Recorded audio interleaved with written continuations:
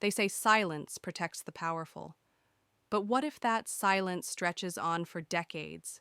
What if it's built into the walls of schools, churches, and laundries, all under the guise of morality? What happens to the voices that were buried and the lives that were erased? This is not just a story about the past. It's about power, control, and what happens when a society turns a blind eye. In this episode of True Crime Echoes, we're stepping inside one of Ireland's darkest chapters, the Magdalene Laundries. For over a century, these institutions operated in plain sight. Young girls, unmarried mothers, survivors of abuse, all locked away. Forced to labor, silenced under the weight of shame and religion. Some escaped, many never did, and far too many were forgotten. Until now. This is their story. Chapter 1. A Hidden History. Beneath the Surface. Sometimes I find myself wondering what stories the world has buried. You know, the kind of history no one teaches you in school, and every now and then something quiet, something almost invisible, slips through the cracks and grabs me by the throat. That's what happened with this one. It started simply enough. I was looking ahead on the calendar, seeing what holidays were coming up, and I noticed St. Patrick's Day was just around the corner. And I thought, maybe I'll do something related to Irish history. A little thematic, a little fun, at least that's what I thought. But then I started digging, and it hit me how embarrassingly little I knew about Ireland beyond the usual surface-level stuff. The potato famine, the pubs, the rolling green hills. You know, the tourist brochure version of a country. But what I found wasn't folklore or fairy tales. It wasn't charming or cozy. It was dark, and it was real. At first I came across a phrase, the Magdalene Laundries. It sounded gentle, innocuous even, like a place where nuns folded linens and hummed hymns in soft candlelight. It conjured up this image of something wholesome and quiet. But the more I read, the more the illusion unraveled. Because what the Catholic Church called laundries were in truth prisons. Labor camps. Places designed to break women mentally, physically, spiritually, and then erase them. And they weren't isolated incidents. This wasn't one bad apple or a rogue group of cruel individuals. This was a network, a system, hundreds of years long. It operated in plain sight, and no one said a word, or if they did, no one listened. What disturbed me the most wasn't just the abuse, though there was plenty of it. It was the way these women were made invisible. They were called fallen, as if their worth could be measured by whether or not they obeyed some impossible purity standard. Some were sex workers, yes. Others were simply unwed mothers, or too pretty, or too poor, or simply inconvenient, and once they were labeled, they were gone. Just disappeared into silence. I'll be honest, I thought I had a strong stomach. I've researched some dark things before. But this felt different. This felt like something sacred had been twisted into something sick. And the scariest part, it was all done in the name of salvation. I found myself going down rabbit hole after rabbit hole reading survivor testimonies, looking at photos, staring at those cold stone buildings where women once scrubbed floors until their knees bled. And the more I learned, the angrier I became. Not just at the system that allowed it, but at the silence that followed. The way it was covered up, forgotten, denied. So that's why we're here today. Because if no one told you about the Magdalene Laundries, you're not alone. I didn't know either. But now that I do, I can't look away. And I'm inviting you not to look away either. These women deserve to be remembered. Their stories deserve to be told. Not just for justice, though they were denied that too, but because history has a terrible habit of repeating itself when we let it rot in the dark. This is not a comfortable story. It's not easy to sit with. But it's true. And it matters. So let's start at the beginning. Chapter 2. A Nation Under God and Control. To understand how something like the Magdalene Laundries could exist, not just exist, but thrive, we need to look at the world that made them possible. Let's go back to Ireland in the mid-1700s. Now I know what you might be thinking. Old Europe rolling hills, people riding in horse-drawn carts and sipping tea. But underneath all of that charm was something much more rigid, something oppressive, especially if you were a woman. See, in Ireland, religion wasn't just a belief system, it was the air everyone breathed. It dictated everything: who you could be friends with, where you went to school, who you could marry, where you could live. The church didn't just guide people, it ruled them. And people followed. If the church said jump, you didn't ask why. You asked how high. There were two main religions in Ireland at the time: Protestantism and Catholicism. But over time, as Ireland began to fight for and win its independence from British rule, Catholicism took stronger and stronger root. By the early 20th century, Catholicism wasn't just the dominant religion, it was the national identity. And that's where things get dangerous. Because when any institution holds both spiritual and political power, when it becomes the moral compass and the judge, jury, and executioner, there's very little room left for compassion, let alone dissent, especially for women. There was a widespread belief that society was in moral decline, and apparently the greatest threat to Ireland's purity was women. Or more specifically, women who didn't behave. They even had a name for it: fallen women. I hate that phrase. It sounds poetic, but it's just a sanctimonious way of saying, you disappointed us. You had sex outside of marriage, you got pregnant, you were raped, you wore your hair too long, you smiled at the wrong man, you didn't obey, you fell. And once you were seen as fallen, you weren't a person anymore. You were a problem to be fixed, or erased. It was Eve all over again. The woman who took the bite of the apple and got us all kicked out of paradise. Never mind that Adam bit it too. Somehow women were always the ones to blame. It wasn't just about sin, it was about shame, public shame, family shame, church shame. In Irish society, your value as a woman was directly tied to your purity, and if that purity was in question, whether by choice or by force, your life could change in an instant. The worst part, men didn't carry the same burden. A man could sleep around, abandon a child, or even commit assault, and still walk into church the next day he'd held high. But women were the sin. It wasn't something they did, it was who they were once they crossed that invisible line. And there was no coming back. This obsession with moral cleanliness didn't just stay in sermons or confessionals.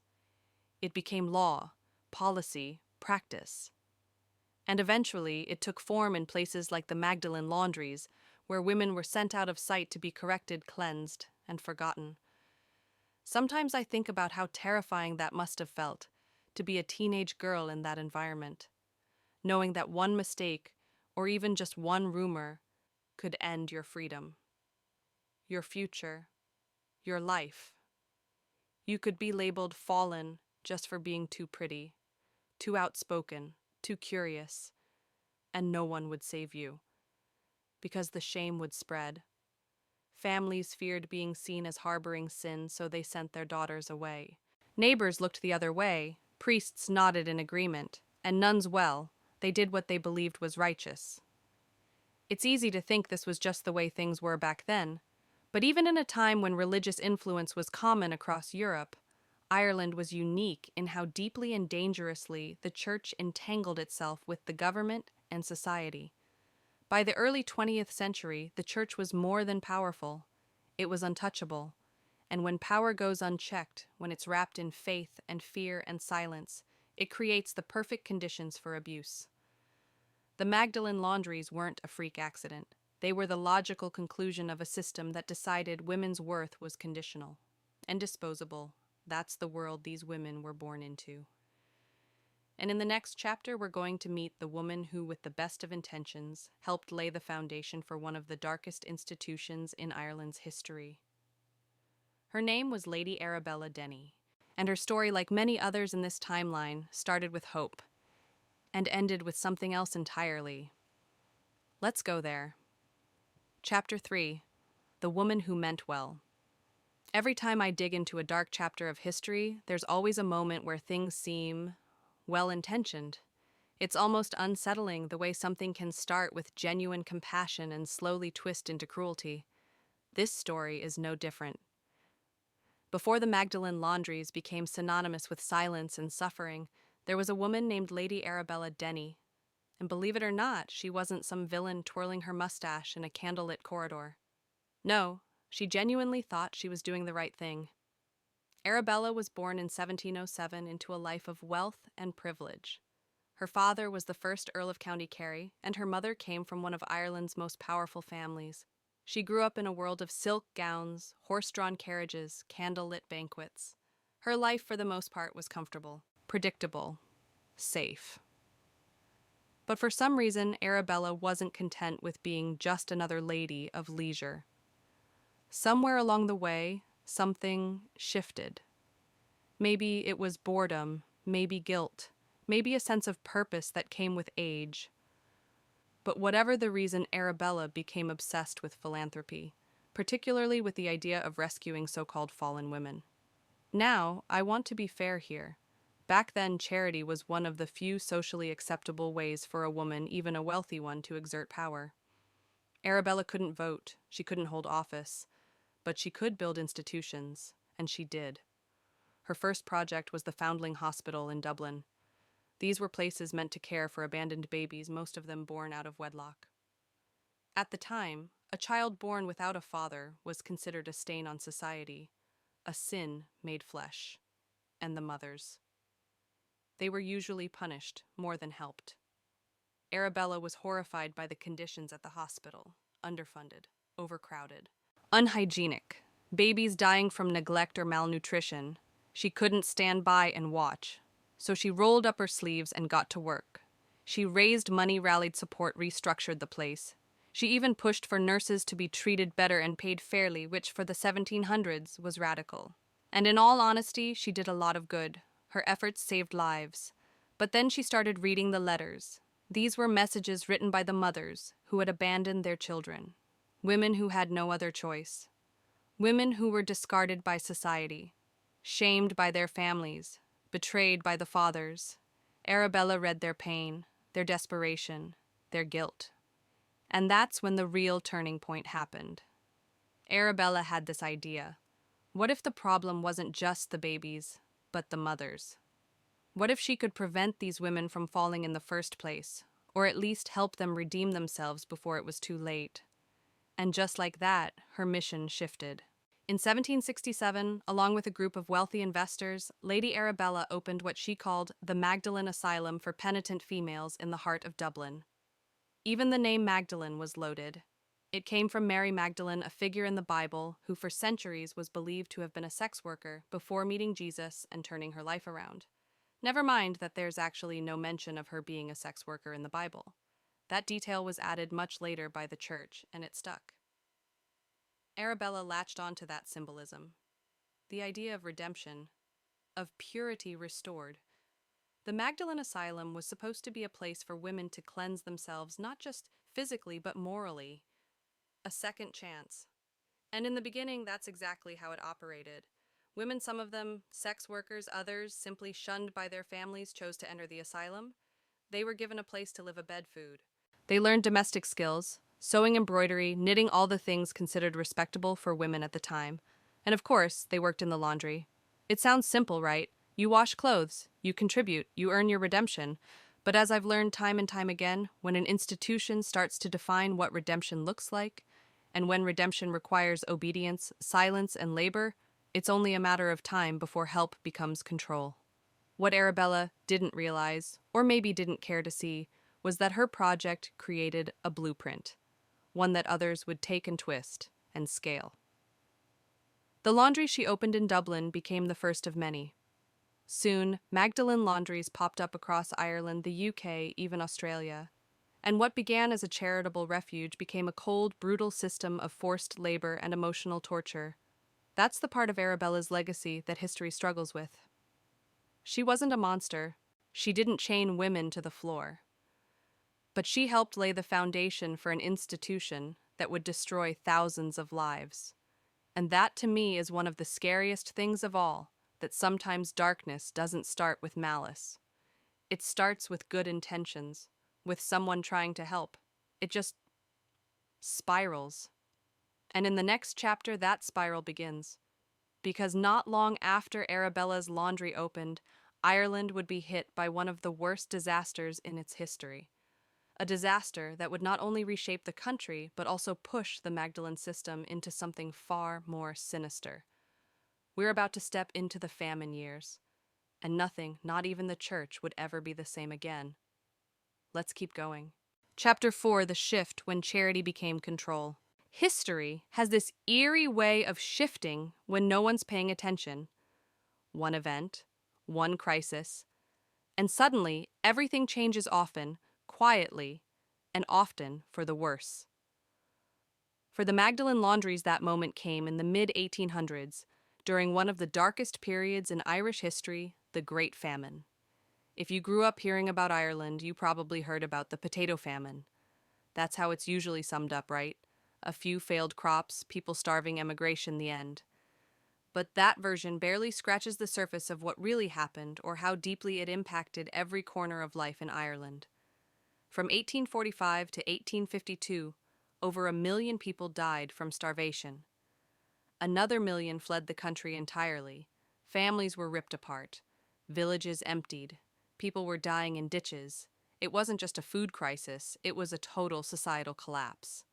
And when society collapses, people look for someone or something to save them. That's when the church stepped in. See, by the time the famine hit, many of the early Magdalene institutions were already struggling. Philanthropy wasn't enough. Donations were drying up. The cost of caring for even the most basic number of women and children became overwhelming. People who had once given generously now had nothing left to give. And so the Catholic Church saw an opportunity. They offered to take over the Magdalene Laundries. And on paper, it probably sounded like a good deal.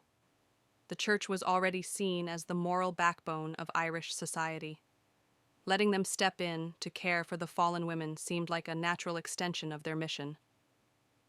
But this wasn't charity anymore. This was business. With the church in control, the Magdalene Laundries slowly shifted from places of redemption to engines of profit. And what made them so profitable? Women, or more specifically, their labor. Laundry work was no longer just a task. It became an industry. The church realized that with enough women inside these laundries, they could take on contracts from businesses, schools, even the military. Cheap labor, zero wages, maximum return. But there was one catch to keep the laundries running. They needed a steady stream of women. That's when the doors started to close and lock behind the women who entered. What had started as a voluntary refuge became a prison. By the late 1800s, there were over 40 Magdalene Laundries operating across Ireland.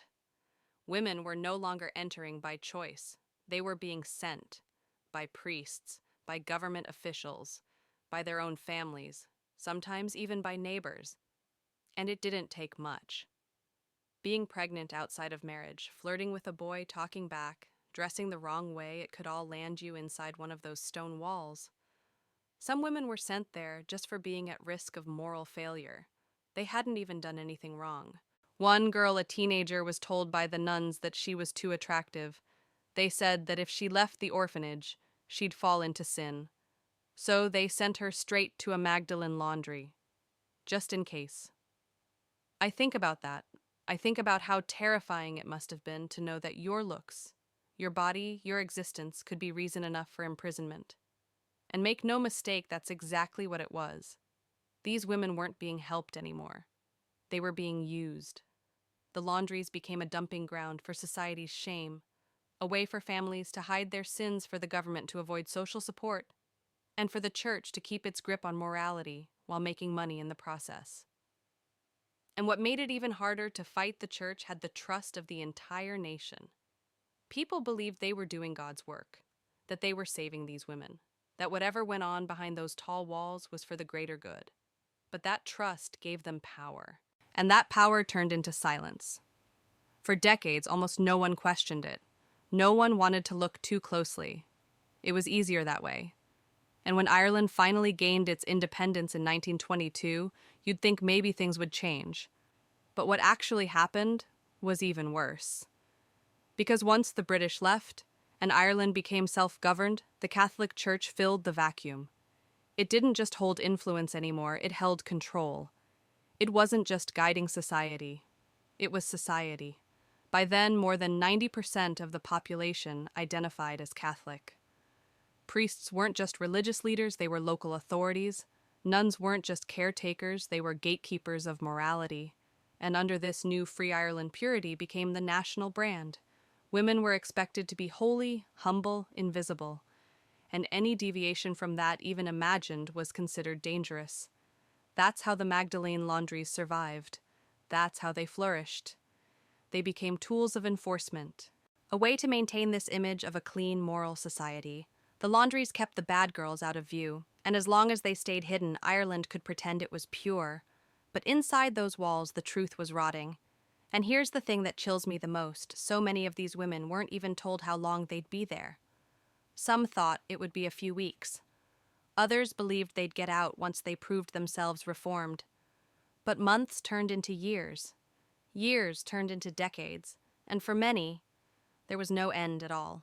They were worked to the bone, isolated, silenced, forgotten, and all the while the laundry business thrived. That's how fast things can spiral, from one woman's good intentions to an entire country turning its back on thousands of women in need.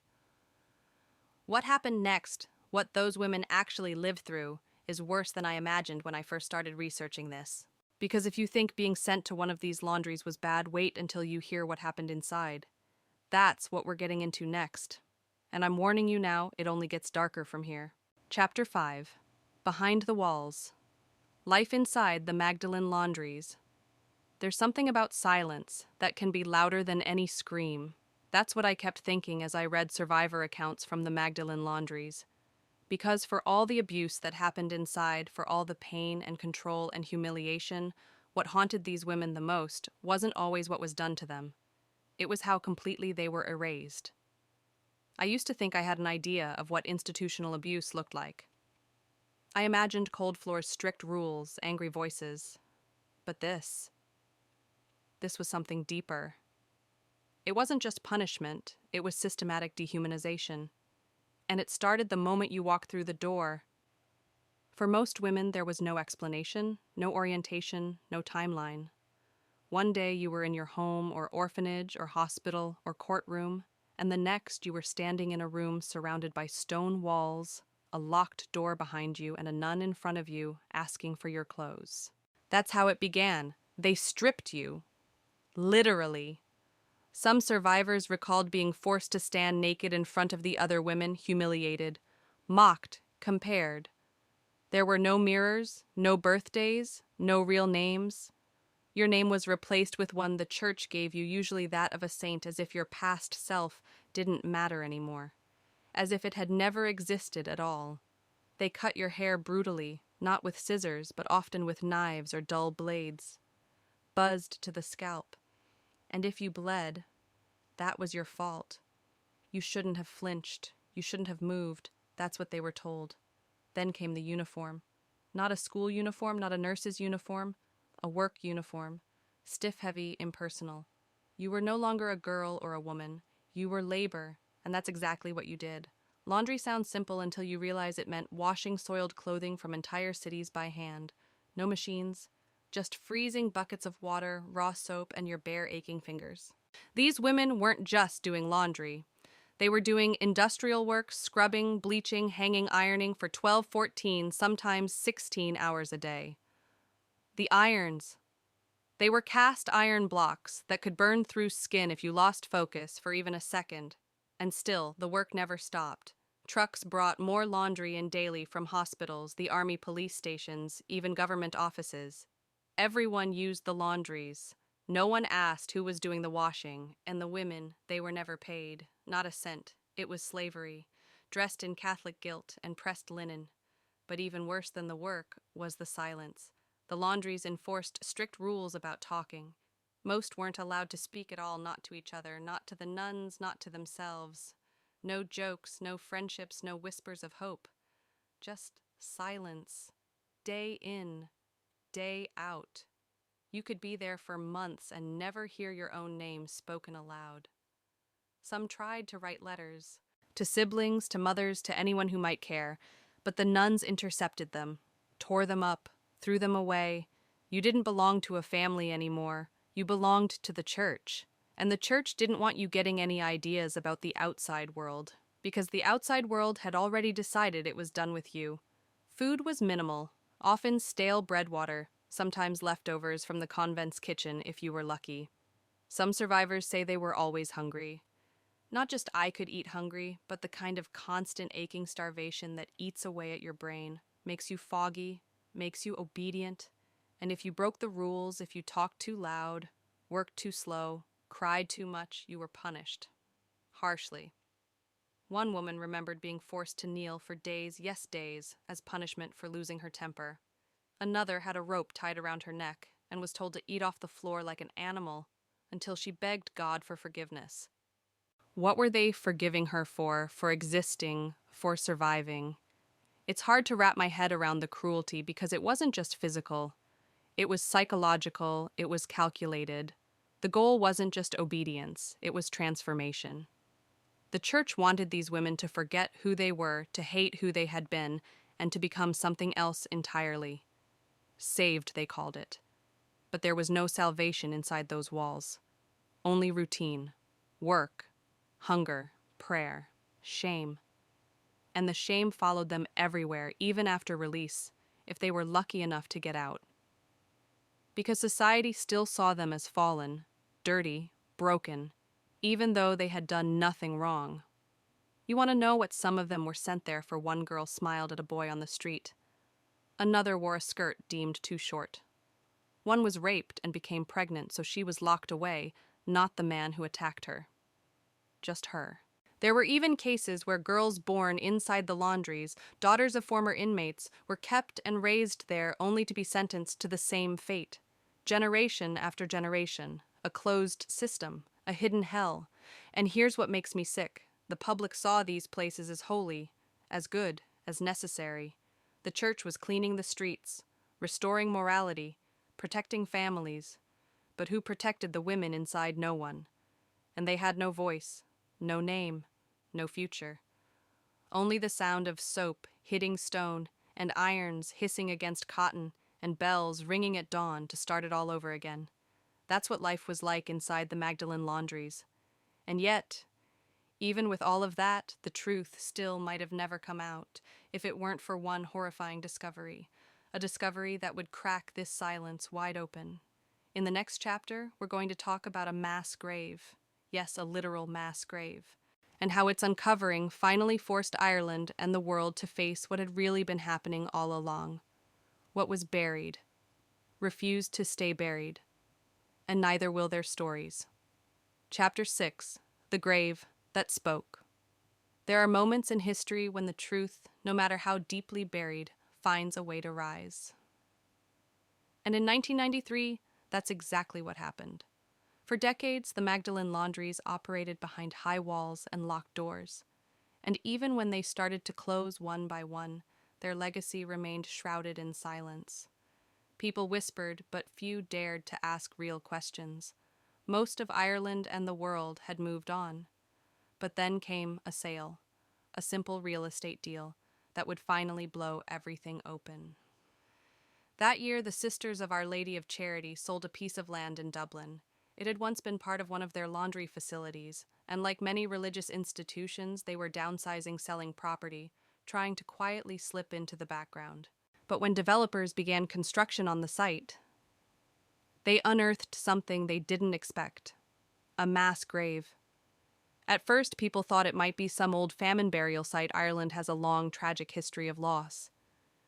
But the more they dug, the clearer it became this was no forgotten cemetery. This was something else entirely.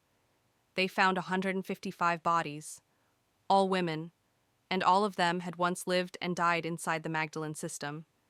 But here's the part that truly shocked the public: out of those 155 bodies, only 75 death certificates existed. Let that sink in. For over half of the women in that grave, there was no official record of their death, no explanation, no paperwork, nothing.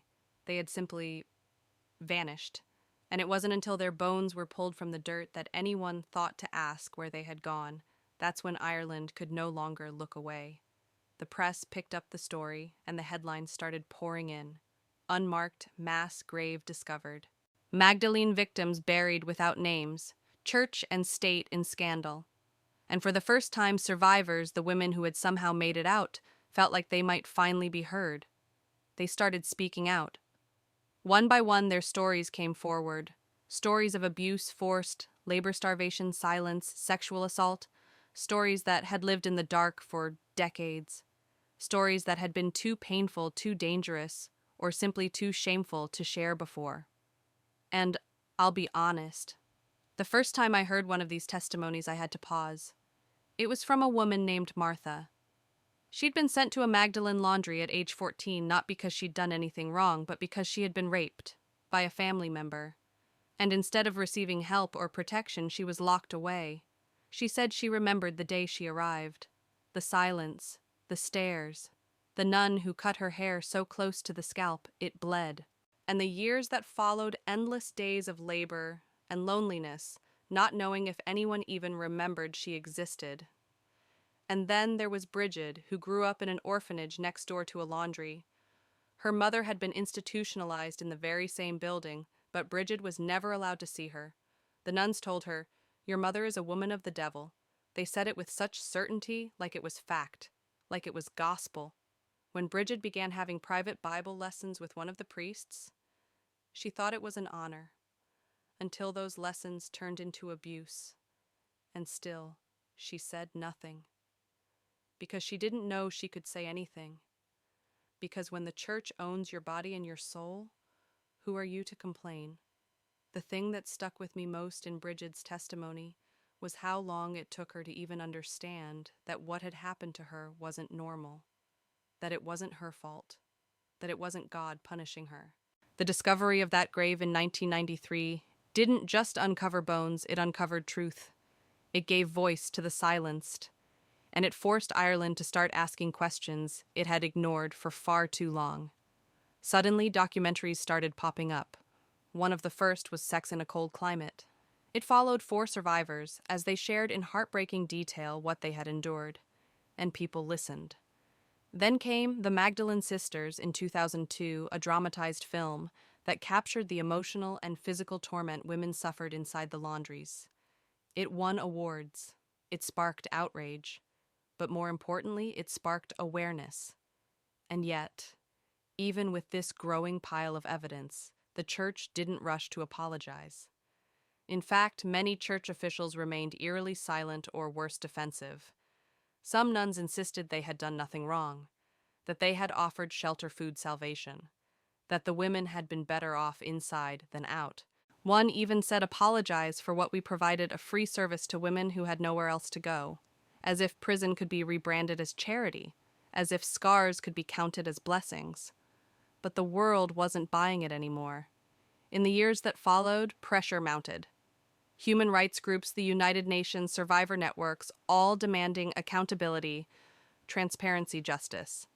And in 2013, 20 years after the grave was discovered, the Irish government finally issued an official state apology. The Prime Minister stood before the country and said, "On behalf of the state, the government, and our citizens, I deeply regret and apologize unreservedly to all those women for the hurt that was done to them." He acknowledged that the state itself had been complicit, that government agencies had sent women to the laundries, that this wasn't just a church problem, it was Ireland's problem. But here's the hard truth: an apology can't undo generations of trauma. It can't bring back the women who died without names. It can't rebuild the lives that were stolen or the families that were broken. What it can do is open the door to healing, to remembering, to finally saying out loud that what happened was wrong, that these women deserved better, and that we won't let their stories fade again. In the next chapter, we're going to explore how the Magdalene system finally came to an end, what led to the closure of the last laundry, what reparations were promised, and how survivors are still fighting even now for the justice they were denied for most of their lives. Because this story isn't over. Not yet. Chapter 7. The End That Came Too Late. It's strange how something so massive, so destructive, can slip quietly into the past. You'd think the end of the Magdalene Laundries would be loud, that there would be protests, sirens, doors flung open, a reckoning. But it wasn't like that at all. The truth is, the Magdalene Laundries didn't crash and burn. They faded, slowly, quietly, just like the lives they took. By the 1970s, the system was already in decline, and not because people had grown more compassionate, but because machines had gotten better. Industrial washing technology was replacing manual labor. There was no longer a need for dozens of women scrubbing shirts on stone floors for 16 hours a day. The demand was drying up. And so were the profits. It's bitter, isn't it, that the thing which finally made this system unsustainable wasn't the cruelty or the abuse or the cries of the women inside, but the invention of a better washing machine. By the 1980s, only a handful of laundries remained, and by the 1990s, new women were barely being admitted at all. There were still survivors living and working inside, many too traumatized or isolated to even imagine leaving, but the walls were starting to crumble. The last Magdalene Laundry. Our Lady of Charity in Dublin officially shut its doors on October 25th, 1996. That wasn't that long ago. I was alive. Maybe you were too. We're not talking about something ancient here. We're talking about something that was very much a part of our modern world. Something that existed while we were being taught that Ireland was a place of poetry and pubs, rolling green hills, and Catholic charm. But underneath all that, this. At the time of its closure, that last laundry still held 40 women. Some had been there for decades. Some had been born there. And many had no family to return to, no money, no education, no idea what the outside world looked like. Imagine being institutionalized as a teenager and released as an old woman into a country you no longer recognized. A world that never saw you, that never even admitted you existed. That's not freedom. That's a second exile. After the 1993 mass grave discovery and the public outrage that followed, Ireland couldn't pretend anymore. The evidence was literally being dug out of the ground. Survivors were coming forward in droves. The church, the state, they were being cornered. So in 2001, the Irish government finally acknowledged what had happened, that the women of the Magdalene Laundries were victims. But, and this is but they still refused to assign formal blame. Not yet. It was all vague regret. Carefully worded statements, apologies wrapped in bureaucracy. They said they'd investigate. They needed time. Meanwhile, the survivors waited and waited. Then in 2013, 20 years after the graves were discovered, the McAleese report was released. It was supposed to be the definitive account of what happened, a way to reckon with the past. But when it came out, it was full of contradictions. The report confirmed that thousands of women had been forced to work without pay, that the state had referred at least a quarter of them directly, that the church had full knowledge and control, but somehow, miraculously, it found no proof of physical or sexual abuse within the laundries. No proof, even after the testimonies, even after the trauma, even after everything. It felt like another betrayal. Because how do you prove abuse when you weren't allowed to speak or write or leave, when the very people who hurt you were the ones in charge of documenting the truth? Still, something did change that year. In February 2013, Ireland's Taoiseach, their Prime Minister, stood before Parliament and issued a formal apology. And this time, it felt different. He said, "On behalf of this state, the government, and our citizens, I deeply regret and apologize unreservedly to all those women for the hurt done to them, for the stigma they suffered, and for the silence we kept. It was raw, emotional, honest even." And then came the money. The government announced a €58 million redress scheme, roughly $75 million. Survivors would be compensated based on how long they were held. Some were awarded as little as €15,000. Others received more. It was something, not everything, but something. They were also promised health care, pension support, therapy, but of course not all of those promises were delivered smoothly. Many survivors had to fight for what they were owed. The paperwork was exhausting. The rules were unclear. Some women were told they didn't qualify because they hadn't been in the system long enough, as if there's a minimum requirement for trauma. And still through it all, the church resisted. While the state finally said the words, "We are sorry," the Catholic Church took years longer. And even then, many of its leaders refused to accept responsibility. Some nuns insisted they had done nothing wrong, that they had saved these women from worse fates, that the laundries were safe holy places, that their intentions had always been good, but good intentions don't explain broken bones, or lost childhoods, or mass graves. Good intentions don't wash blood off stone floors. In 2018, when Pope Francis visited Ireland, he finally offered a formal apology. He acknowledged the abuses, the pain, the silence, and the applause that followed. It was bittersweet, because the truth is, it came too late for so many. Too late for the women buried without names. Too late for those who took their stories to the grave. Too late for those who died, waiting for the world to believe them. But not too late for us to remember.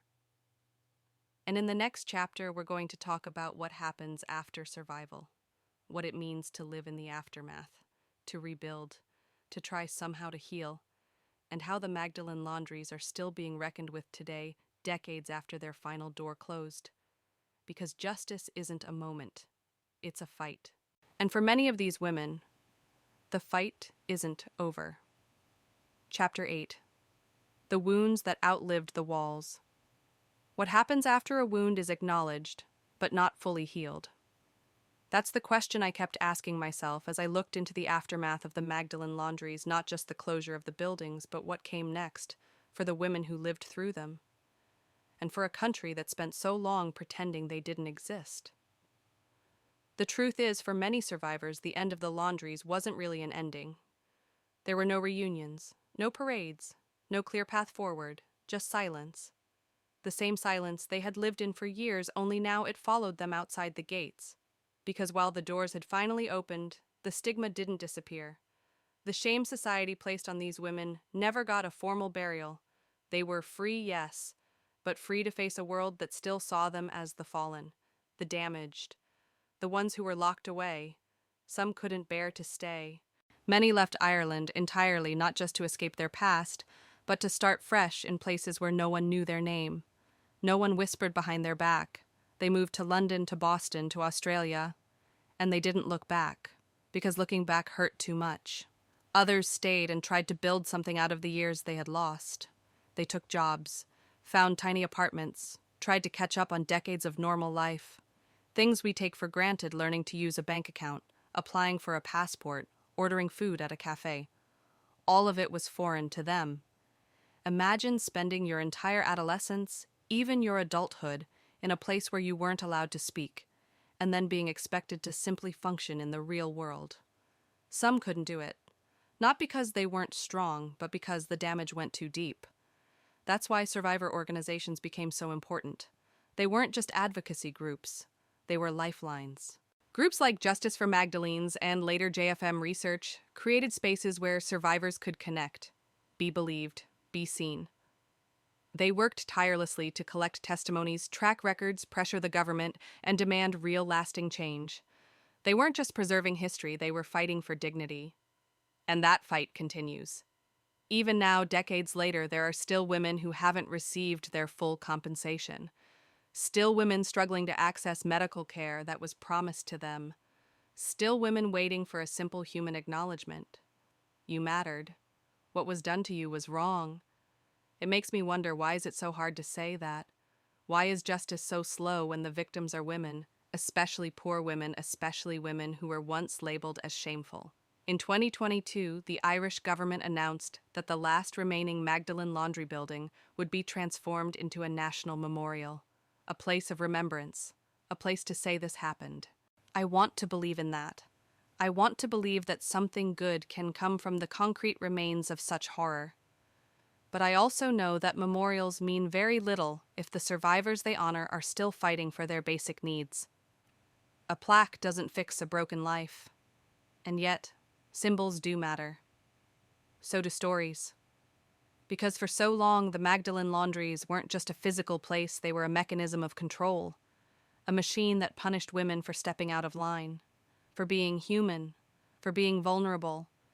And that machine may be gone, but the ideas behind it, they're not as distant as we'd like to think. We still live in a world where women are punished for their sexuality, where survivors of abuse are doubted before they're believed, where power is protected and silence is enforced. The Magdalene Laundries may have shut down in 1996, but echoes of them are still around us in our policies, in our institutions, in the stories we choose not to tell. So what do we do with that? We listen. We remember. We speak the names of the women who never got a chance to speak for themselves. And we refuse to let this story be buried again. Because history doesn't just live in museums or textbooks. It lives in people, in trauma, in truth. And if we're brave enough to look at it fully, to name it, to learn from it, then maybe we can make sure it doesn't repeat itself. In our final chapter, we're going to talk about that very idea, not just remembering, but preventing. We'll explore what the Magdalene story means today, how it fits into the bigger picture of institutional abuse, and why stories like this one matter more than ever. Because telling the truth isn't just an act of remembrance, it's an act of resistance. Chapter 9. Never Again. Memory, Justice, and Moving Forward. There's a weight that comes with telling stories like this. It doesn't leave you when you close the book or stop the recording or turn off the lights. It lingers, it follows you, and maybe that's the point. Because stories like the Magdalene Laundries should linger. They should stay with us, uncomfortable, heavy, demanding. Not so we can feel guilt or pity, but so we can feel responsibility. Responsibility to remember, responsibility to listen, and most of all, responsibility to never let it happen again. The Magdalene Laundries weren't just about religion or Ireland or one specific time in history. They were about control wrapped in righteousness, fueled by shame, and enforced through silence. And those things aren't gone.